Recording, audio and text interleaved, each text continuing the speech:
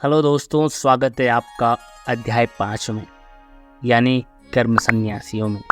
भागवत गीता के 5वें चैप्टर में हम जानेंगे कि अपने गोल्स को कैसे प्राप्त किया जाता है और किस तरह से हमारा शरीर हमको आलस में बांधने की कोशिश करता है। अर्जुन बोलते हैं, श्री कृष्ण, मैं अभी भी यह नहीं समझ पा रहा हूँ कि मेरे लिए कर्म ज़्यादा अच्छा है या कर्मों से संन्यास।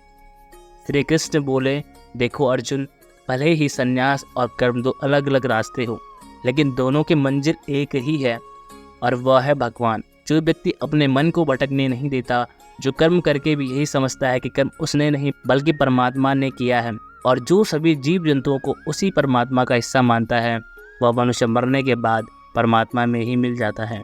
महान पुरुष अपना हर काम खुद के विचारों को साफ करने और दूसरों का कल्याण करने के लिए ही करते हैं। परमात्मा कभी भी मनुष्य को बुरा काम करने के लिए नहीं उकसाता, बल्कि लोग खुद ही अपने क्रोध और मोह में आकर बुरे कर्मों के साथ साथ उनके फलों का निर्माण करते हैं। मैं तो बस उनका फल उन्हीं को वापस देता हूँ। इस शरीर को चाहे कितनी ही सुख दे दो, उसकी इच्छाएं तब भी पूरी नहीं होती। इसलिए अर्जुन, तेरे जैसे बुद्धिमान व्यक्ति को शरीर की इच्छाओं में मन नहीं लगाना चाहिए।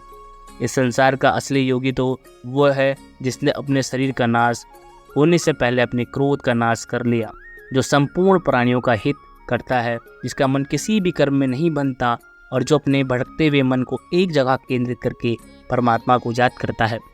वही व्यक्ति सुखी भी है और परमेश्वर सहित सबका प्यार भी उसके पास है। हे अर्जुन, ये इंद्रियां, हमारी इंद्रियां मतलब सेंसेस, यानी कि नाक, आँख, कान, त्वचा, जिह्वा, ये मन, बुद्धि, इच्छा, आशा, डर और क्रोध ही तेरे दुश्मन हैं।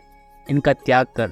दोस्तों, हमारी बॉडी यानी कि शरीर हमेशा रिलैक्स रहना चाहता है, क्योंकि बाय नेचर शरीर एक निर्जीव जीव है, निर्जीव चीज़ है अगर उसमें आत्मा ना हो तो। लेकिन हम तो यह सोच लेते हैं कि मैं तो शरीर हूँ, यह मेरी आंखें हैं, ये मेरा हाथ है और अब मेरा शरीर मुझे सोने के लिए बोल रहा है। तो इसका मतलब यह है कि आपका शरीर आपकी बुद्धि पर भारी पड़ चुका है। इसलिए आपको यह समझना होगा कि आप आत्मा हो और इस शरीर को आप अपनी बुद्धि से जिस तरह से चलाना चाहोगे वह वैसा ही चलेगा। दोस्तों, जो रास्ते भागवत गीता में बताए जा रहे हैं वह मनुष्य को परमात्मा से मिला देते हैं, और अगर आप इन सब बातों को अपनी लाइफ में उतारोगे तो आप अपने रास्तों को तो आसानी से हासिल कर ही लोगे। जैसे कि कहा गया है कि भगवान की प्राप्ति के लिए मन को वश में करना बहुत ज़रूरी है। ठीक उसी प्रकार से आपको अपनी लाइफ में भी मंजिल हासिल करने के लिए मन को वश में करना होगा। तो दोस्तों, गीता हमारा 5 नंबर का चैप्टर, आपको इससे क्या सीखने को मिला कमेंट सेक्शन में ज़रूर बताएं। वीडियो कैसे लगी कमेंट में ये भी ज़रूर बताएं। मिलते हैं अगली वीडियो में, तब तक के लिए जय हिंद, जय श्री राम।